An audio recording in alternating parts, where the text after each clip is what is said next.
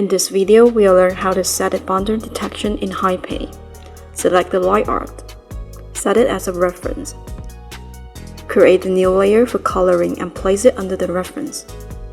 Pick a brush and click into the brush settings. Scroll down to turn on the smart detection.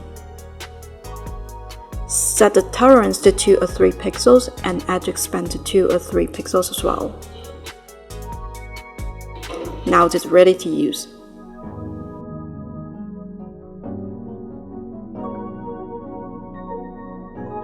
If the colors goes outside the lines, switch to the eraser, turn on the smart detection and remove the color.